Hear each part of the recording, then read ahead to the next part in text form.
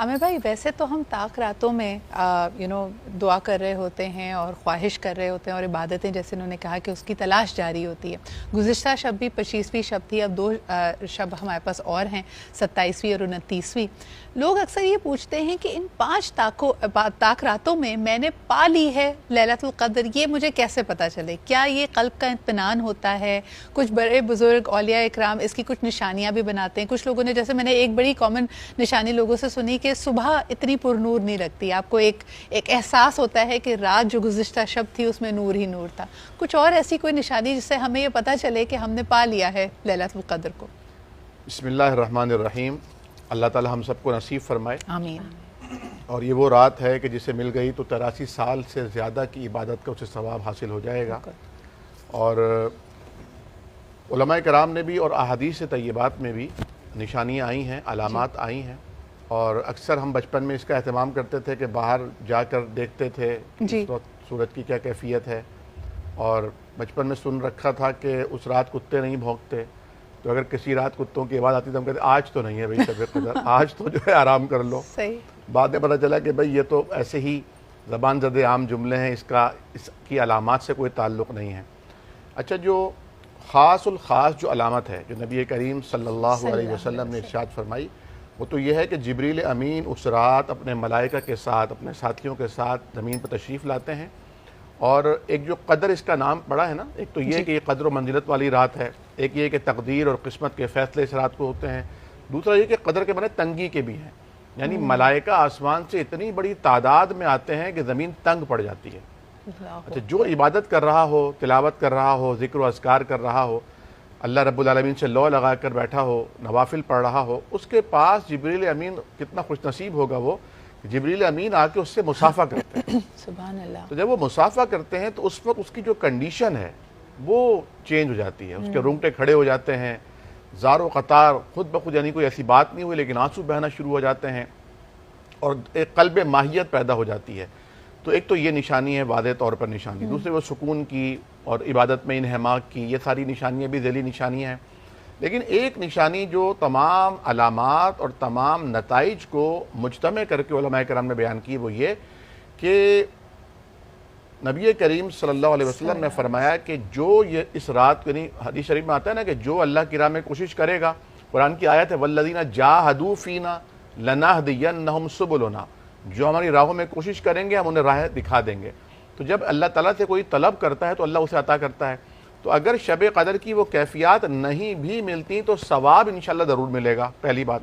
दूसरी बात यह कि अगर आपको लैलतुल क़द्र नसीब हुई और आपकी ज़िंदगी में तब्दीली आई, आप बदल गए, आपकी तौबा कबूल, फरमाया ना कि अगर आप हज करके आए हैं और हज करने के बाद या उम्रा करने के बाद या रमज़ान गुजारने के बाद आपके मामूलात ज़िंदगी तब्दील हुए हैं, कुछ फीलिंग्स आपको अब चेंज महसूस होती है, बुराई की तरफ या कोताही की तरफ माइल ही नहीं हो रहे। इसका मतलब यह है कि आपकी वो इबादत कबूल हो गई है। एक नमाज आपने पढ़ी, दूसरी नमाज के लिए आपको नमाज खुद बुला रही है, इसका मतलब पहली नमाज आपकी कबूल हो गई। तो ये कबूलियत की मुख्तलिफ अलामात हैं। अच्छा, आपने एक बात की, इसी को मैं आगे लेके चलना चाहूँगी। बड़ी प्यारी आपने बात की आमिर भाई, अगर इस पे थोड़ी और वजाहत करें कि कुछ लोग कहते हैं कि जब अल्लाह ताला आपको ढील दे रहा है, आपकी कोताहियाँ हैं, गलतियाँ हैं, आप सरकशी कर रहे हैं, लेकिन इसके बावजूद आपको ढील दे रहा है तो ये उसने आपको मौका फराम किया है। लेकिन कई लोग कहते हैं क्योंकि आप बुराइयों में उस वक्त इतने डूबे हुए होते हैं, उस ढील के दौरान भी आपको सजदे की तौफीक नहीं रहती या आप अल्लाह से दूर हो जाते हैं।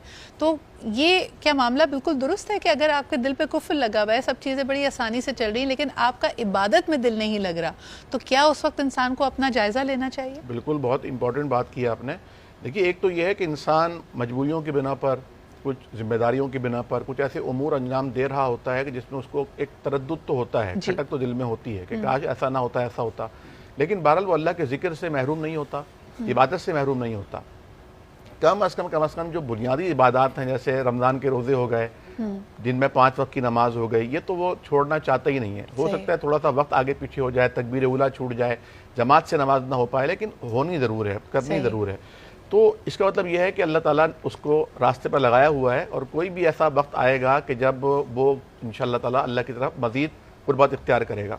लेकिन एक कैफियत जो आपने जिक्र की, हदीस शरीफ में आता है कि जब कोई इंसान गुनाह करता है या बदी करता है تو اس کے دل پر ایک نقطہ سیاہی کا لگ جاتا ہے، اور اگر وہ توبہ کر لے تو وہ نقطہ صاف ہو جاتا ہے، اور اگر وہ توبہ نہ کرے اور مستقل اسی راستے پر لگا رہے تو یہ نقطے ڈاٹس لگتے لگتے لگتے پورا دل سیاہ ہو جاتا ہے۔ اور جب پورا دل سیاہ ہوتا ہے تو وہی وہ کیفیت ہے کلا بل رانا جسے کہا گیا، ختم اللہ علی قلوبہم جسے کہا گیا، اور کہا گیا کہ لہم قلوب لا یفقہون بہا ولہم اذن لا یسمعون بہا وَلَهُمْ أَعْيُنٌ لَا يُبْصِرُونَ بِهَا، آنکھیں ہیں لیکن دیکھنے کے کام نہیں آتی، دل ہیں لیکن وہ عقل اور خرد نہیں رکھتے، سوچ سمجھنے کے قابل نہیں ہیں، اور کان ہیں لیکن حق سننے کے لیے بہرے ہو چکے ہیں۔ تو اولئک کالانعام، یہ تو اصل میں مویشی ڈھور ڈنگر ہیں، بل ہم اضل، بلکہ ان سے بھی زیادہ گئے گزرے ہیں۔